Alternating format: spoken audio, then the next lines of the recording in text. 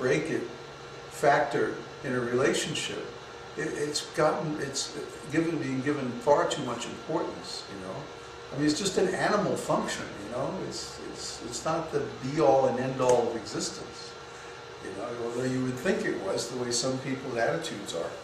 But really, sex is, it's compared to spiritual life, it's really not all that it is cracked up to be, you know. The only reason sex has become so important is because people have no spiritual pleasure. In the absence of spiritual pleasure, sex might seem like a big deal. But once you taste spiritual pleasure, it's like, you know, what, this tickle that lasts about, you know, 30 seconds, why should I be interested in that? Why would I want to invest a lot of energy in that? I mean, you know, it's like a sneeze. Maybe you need to do it once in a while just to clear out, you know, some energy, you know, move some energy or something. But, you know, it's not something that you obsess about.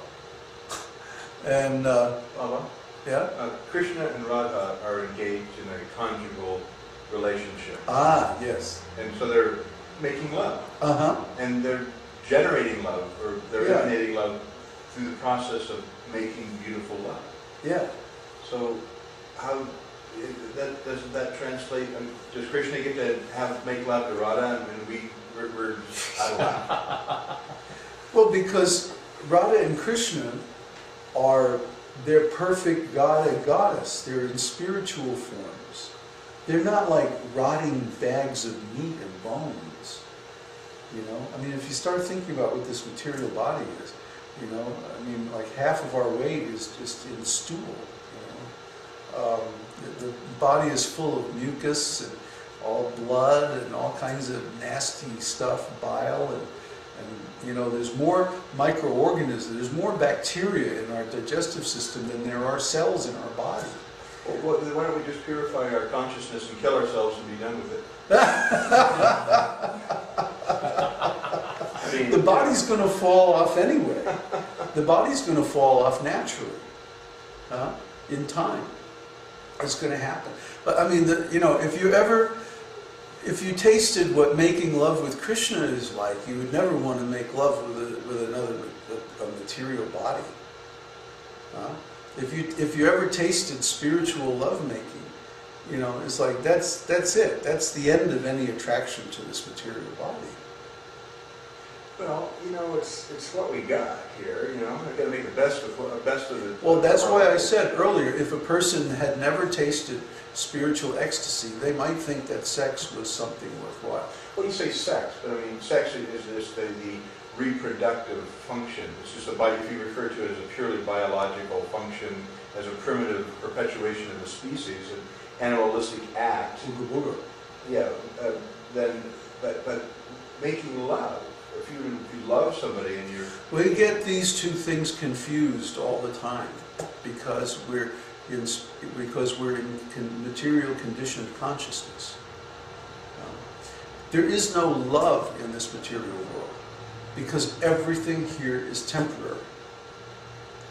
Love, first of all, has to be spiritual, and if it's spiritual, it has to be eternal.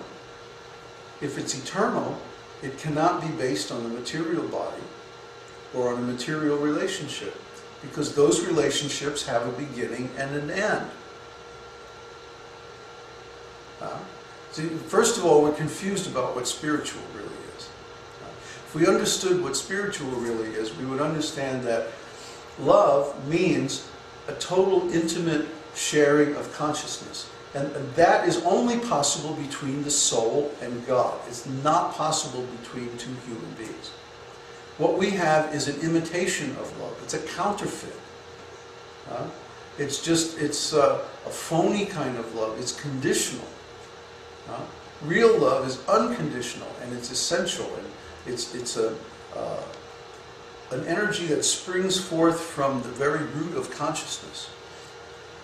It's not something that we can buy and sell in the marketplace, you know, like some kind of material thing.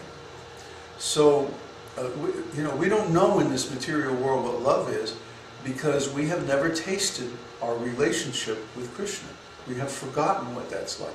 And once a person has tasted that, it's like they lose all interest in the so-called love in the material world. But we are in the material world right now. You are in the material world. Well, yes. And so you're sitting there.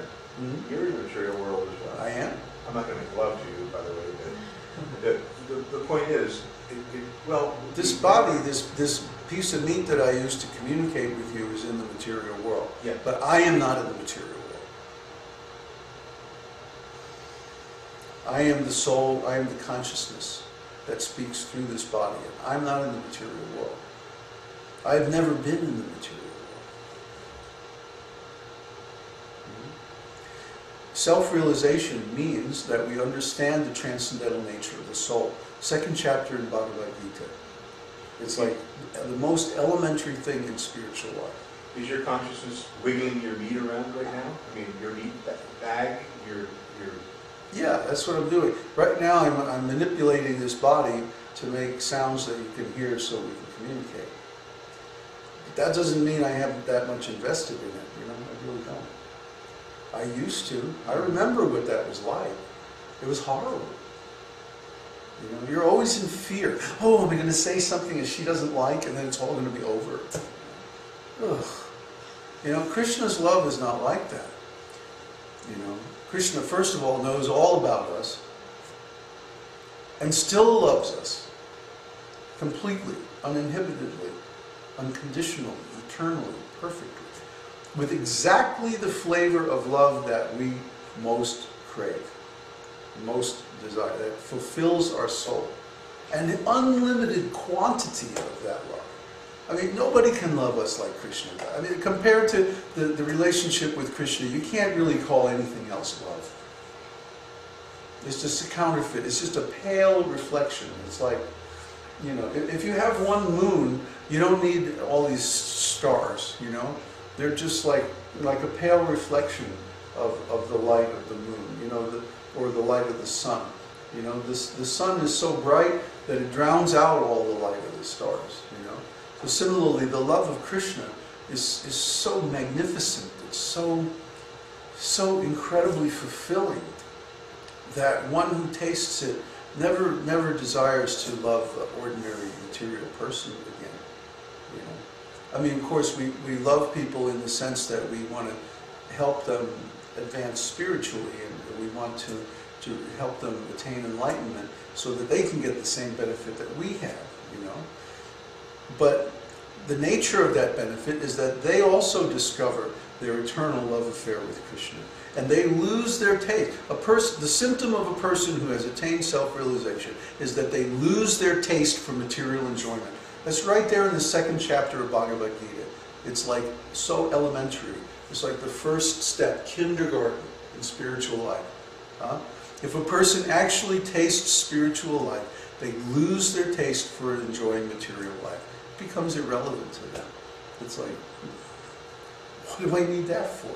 What do I need with $10 if I have $1 million in the bank? Huh? That's the way it is. It's like, you look at this material world, it's like an old, worn, frayed $10 bill laying on the ground. And I have $1 million in the bank. You know, here I got my platinum Visa card in my pocket. What do I need to bend down and pick up this dirty, torn $10 bill? Let somebody else pick it up. Maybe they'll value it. I don't value it. It's not important to me. I have something better. Much better. 1,000 million times better. Well, you know, because it's eternal. It's indestructible. It's unconditional. It's on 24 hours a day. You know? What do I need with this on-again, off-again material love? Huh? This is like, it's insignificant. It's like, we don't need this. You know, my personal experience that love-making can transcend physicality. No, it can't. It can't. Anything that's based on the body is going to give results in the physical. So you may be tripping on endorphins or something. Well, it's an articulation. Look, if I'm going to articulate some visual aspect, like this DLP projector or these videos, they're an articulation that we use for our ocular senses. So that, is that a sense gratification? Or Of course. then it's inadequate. It is. Then it's dismissed. It's only a tool for achieving something spiritual. If we can engage that tool in some spiritual purpose, it becomes spiritualized. Like, we can use sex life to create nice children that we can bring up and educate spiritually and bring them into the process of spiritual life. That's the one engageable aspect of sex life in this material world. Otherwise, it only is a distraction. Replication. Yeah. That's it. Just replication. Reproduction. Yeah. Make more bodies for the souls to come so that we can educate them and help them. Then we may as well do it in vitro and not have sex. Well, that wouldn't give very high class